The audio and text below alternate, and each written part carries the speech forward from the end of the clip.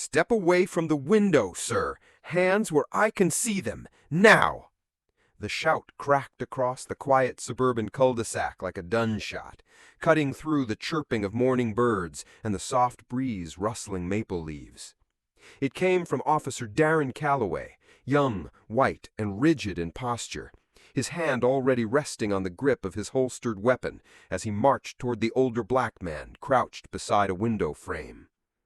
That man was Raymond Doyle, 73 years old, retired Army Master Sergeant, a father, a grandfather, a man who had spent nearly 3 decades in uniform, serving in places most Americans couldn't pronounce, and who now stood on a neatly trimmed lawn in a neighborhood he wasn't supposed to be in, holding a screwdriver in one hand and a weathered toolkit at his feet. Raymond didn't move, not yet. His knees ached too much for sudden motion. He looked up, confused.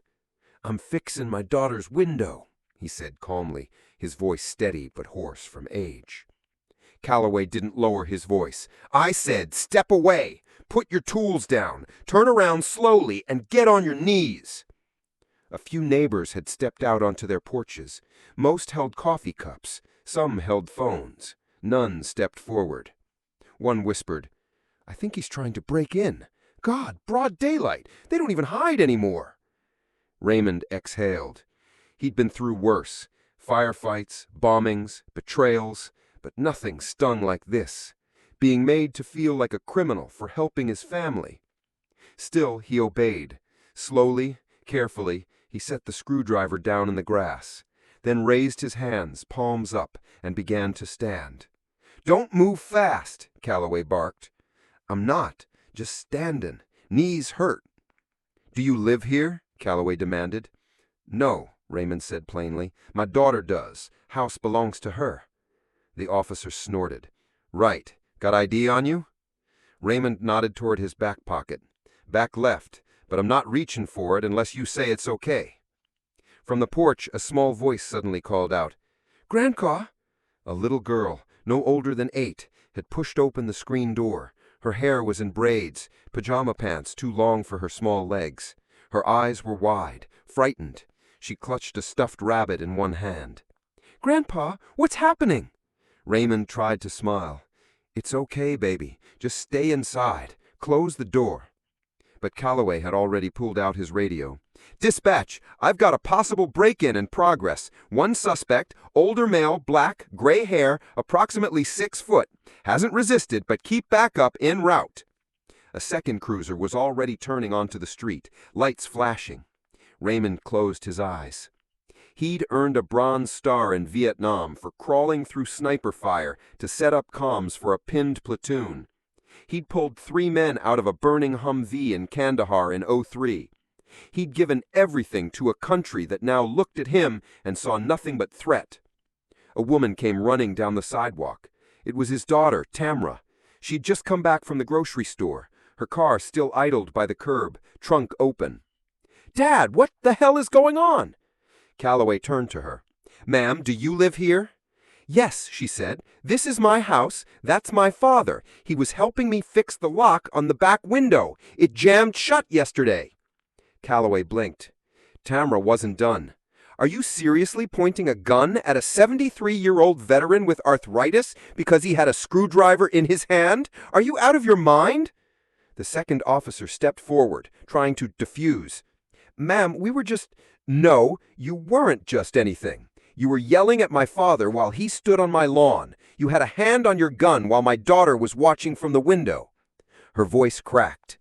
"She's 8, and she's going to remember this. She's going to remember her grandfather, the man who taught her how to ride a bike, who reads her bedtime stories, getting treated like a criminal on his own granddaughter's lawn." Calloway looked at Raymond again. This time he really looked.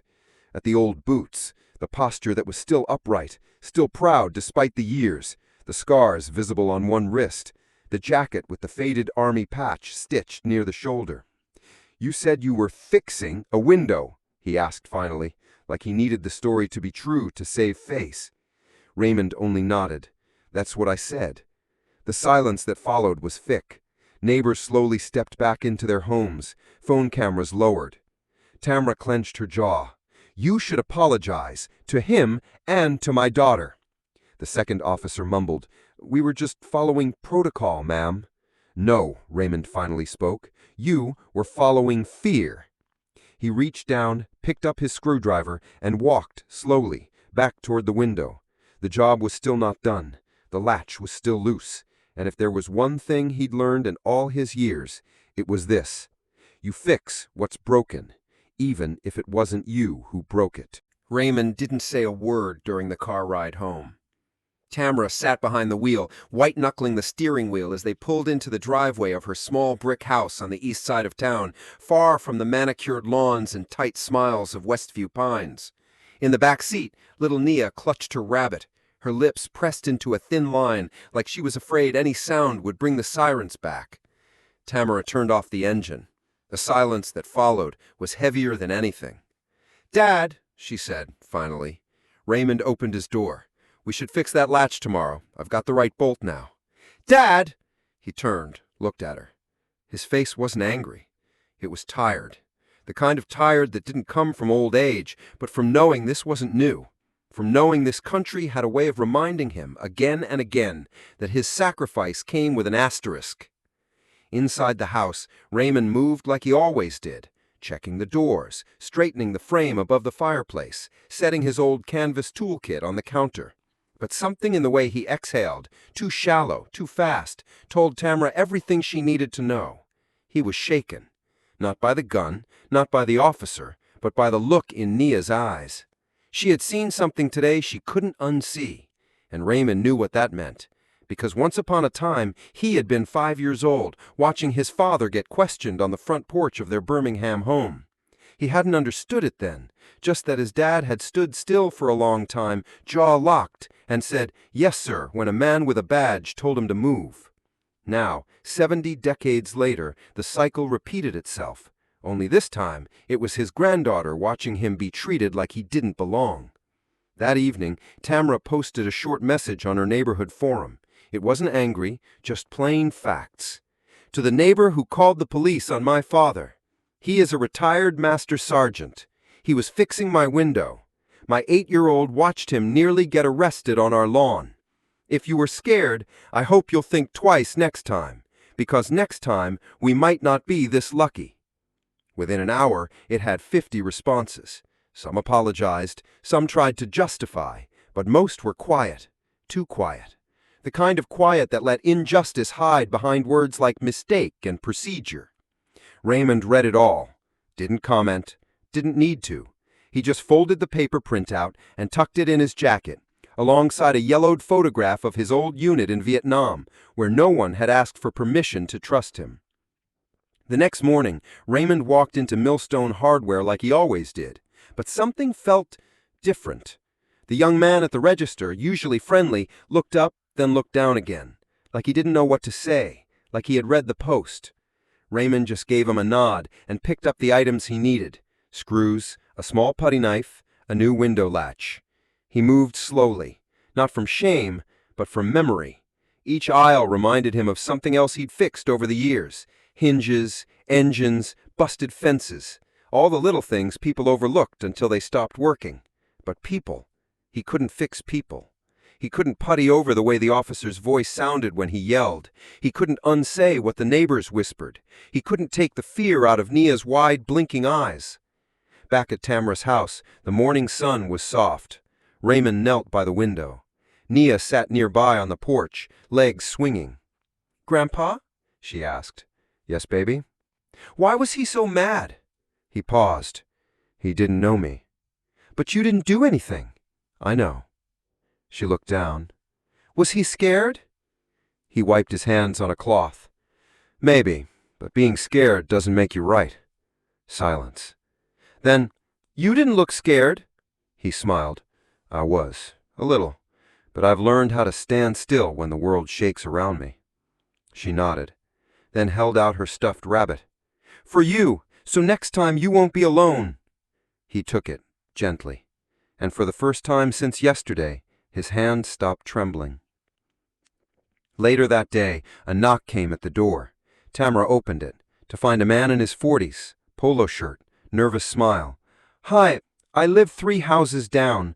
I saw what happened yesterday. I think she made the call. Tamara didn't reply. He kept going. I just wanted to say I'm sorry. That wasn't right. And if there's anything we can do...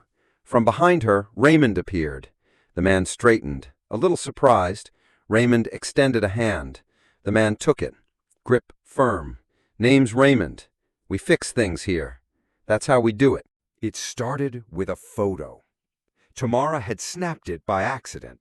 Raymond crouched beside the window frame, screwdriver in hand, Nia watching him with wide, serious eyes.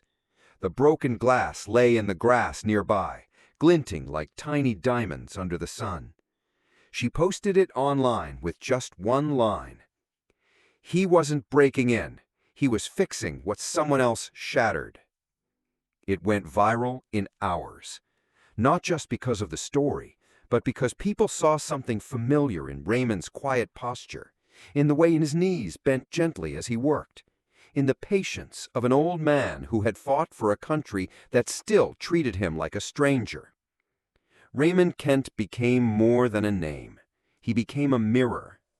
Local news stations called first, then regional, then national. By day 3, Tamara's phone didn't stop buzzing. Journalists wanted quotes, producers wanted interviews, advocacy groups wanted statements. Raymond?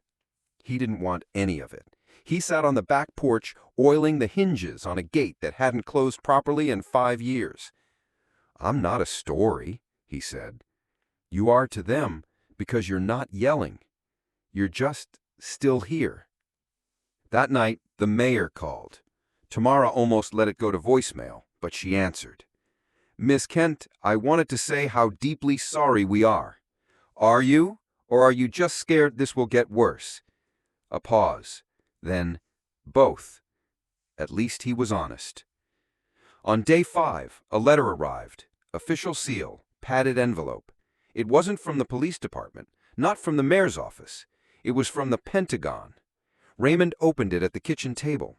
Inside, a commendation certificate, recognition of service, a brief note from a retired 4-star general who had seen the post and recognized Raymond's name from a dusty roster in the 1st Infantry Division. I was a young captain then, but I remember you. You kept the comms up when we were trapped in Anlock. You saved us. Raymond blinked at the words. Tamara sat across from him, silent. Finally, he looked up. They remembered. No, she said softly.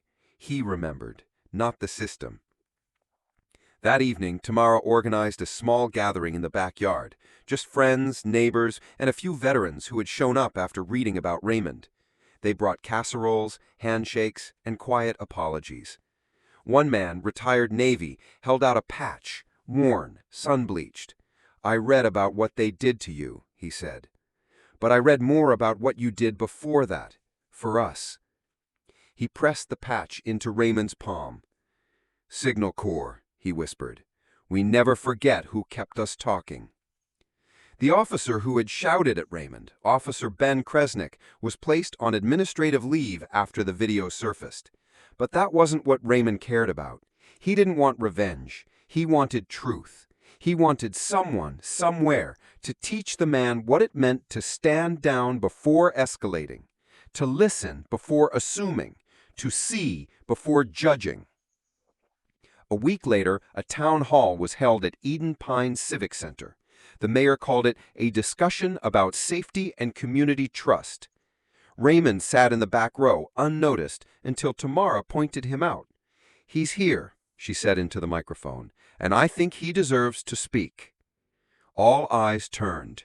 Raymond didn't rise right away, but when he did, the room quieted. He walked slowly to the podium, held no papers, just spoke. My name is Raymond Kent. I served in the U.S. Army for 22 years. I've fixed radios under fire, patched comm lines with torn boots, and walked through places this country has long since forgotten. He paused. I wasn't a threat that day. I wasn't trespassing. I wasn't lost. I was home. A hush settled. And then he said, "I don't want an apology. I want better training. I want better eyes. I want whoever wears that badge next to understand that broken window doesn't mean broken man." After the meeting, a woman in her 60s approached him. "My father served with you. Vietnam." She held out a photo, black and white, grainy. Raymond squinted, then smiled. "That's Will Langston." She nodded.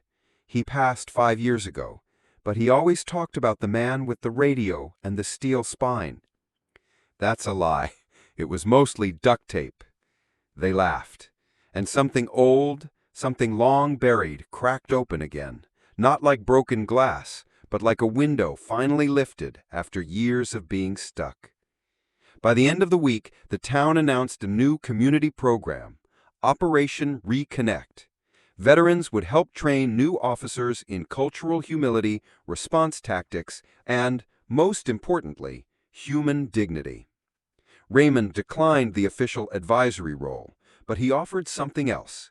"I'll sit in the back of the room, and if they're really listening, they'll know I'm still speaking." "You're not here to teach us. You're here to talk about how you felt. That's it."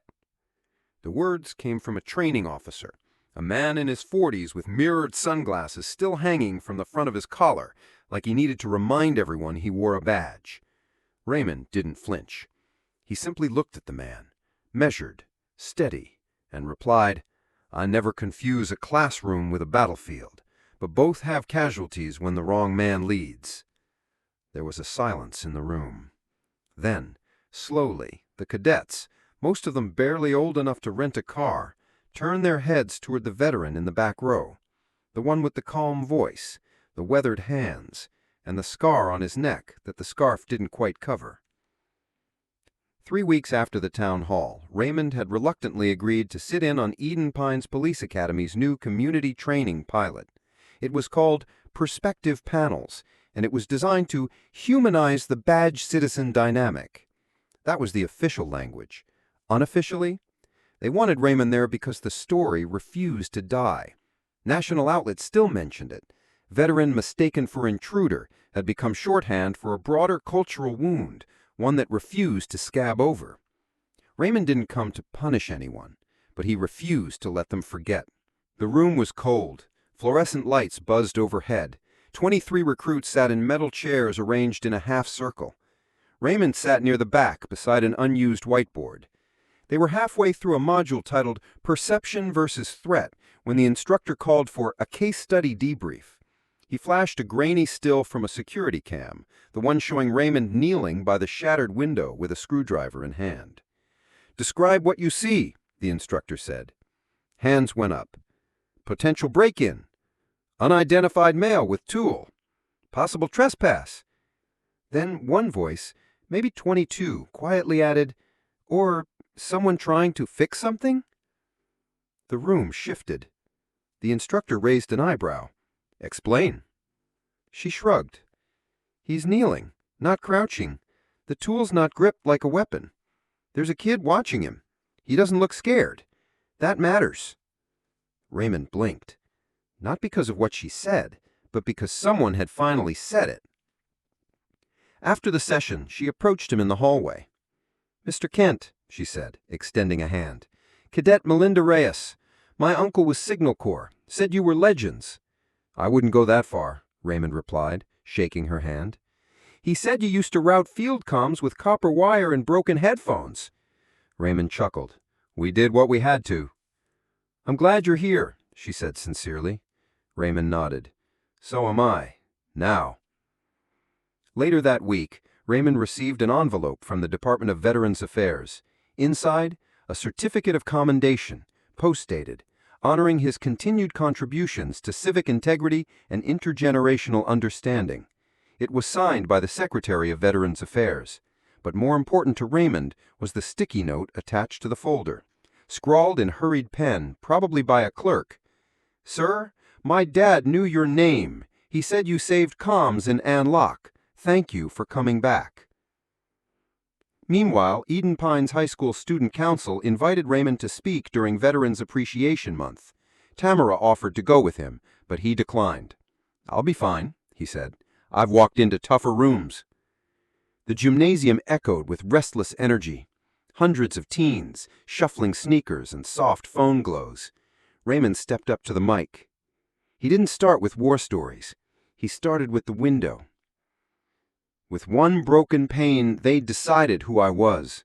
They didn't ask, didn't pause, didn't wonder." He scanned the crowd. But it wasn't the glass that hurt most. It was that no one thought to ask what happened here. Not who did this, but what happened. That changed something. He felt it. 2 days later, Principal Walters emailed Tamara. "We've added 'What Happened Here' as the title of our student-led mediation initiative. Your father's words hit home." The final invitation came from the governor's office. An annual ceremony was held at the Capitol to honor civilians who embody service beyond the battlefield. Tamara drove him. Raymond wore his pressed slacks and his old service shoes, polished so clean they reflected the state seal in the marble. He didn't give a long speech. Just this: "We don't all wear the flag the same way. Some of us wore it on our arms, some in our hearts, and some, like me, carried it behind our silence. But silence doesn't mean absence. It never has." The crowd stood, and when he turned to leave, Raymond Kent passed by a stained glass window in the Capitol's rotunda. He stopped. It showed a soldier transmitting a message on a field radio. Raymond smiled. It wasn't him, but it could have been. And maybe that was the point. "You were the man at the window, right?" The boy couldn't have been more than 8. Curly hair, untied sneakers, backpack half-zipped. Raymond looked up from the community center bulletin board. He'd just finished pinning up a flyer for a new conflict de-escalation workshop hosted by local veterans. "I suppose I was," Raymond said gently. "My mom said they were wrong to yell at you." Raymond crouched slightly, his knees protesting. "And what do you think?" The boy blinked. "I think you fixed something, even if it wasn't broken glass stuff." Raymond smiled. "Sometimes that's the harder kind to fix." 6 months had passed. The headlines had faded, the hashtags moved on, but something deeper remained, like a seed planted in the silence. Tamara's neighborhood, once tightly wound behind HOA gates and cautious stares, had changed. The no soliciting signs had been taken down. A small community garden had replaced the unused tennis court. Kids played freely now. Even Nia had started riding her bike in the cul-de-sac without side-eyes from passing cars. But the biggest change came not in whispers or apologies. It came in the form of a door. It was the same house, same broken window that had started it all. Except now it had been replaced not just with glass, but with a new frame, hand-carved by a local carpenter who had read Raymond's story and insisted on donating his time. The frame bore a quiet inscription, etched into the inner sill: "For those who fix what others shatter." Raymond didn't want a plaque, but Tamara had insisted, not for recognition, but as a reminder. Too much glass in this country, not enough framing. The mayor returned a month later, this time without cameras or a speech. Just a quiet knock on Tamara's door. Raymond answered. They stood in silence for a moment, before the mayor extended a small wooden box. "What's this?" Raymond asked. "A key," the mayor said. "To what?" "To the Eden Pines Public Safety Building. We've added a new wing, training and outreach. We want you to come and go as you please. We named the wing after you." Raymond didn't speak right away. Then, quietly, "I don't want the name. I want the work to continue." "It will," the mayor said. "We made sure of that." 3 months later, Raymond stood at a podium again. Not at a town hall, not at the Capitol, but at Eden Pines Elementary School. He'd been invited to read during Heroes Among Us week. Each speaker had 10 minutes with the second graders. Most brought medals, photos, uniforms. Raymond brought a window. Not a big one, just a wooden replica he'd built himself, clear acrylic where the glass should be, etched with tiny words across the bottom edge. See people, not problems. He held it up. This, he said, is how we look at the world. Some of us have broken windows, some have smudges, some don't even realize there's glass in the way. But if we clean it together, or fix it when it breaks, we all see clearer. A girl in the front raised her hand. Did it hurt when the glass broke? Raymond paused. Yes, he said honestly, but the fixing helped more. That night, Tamra found a letter in the mailbox. No return address. Inside, a simple card.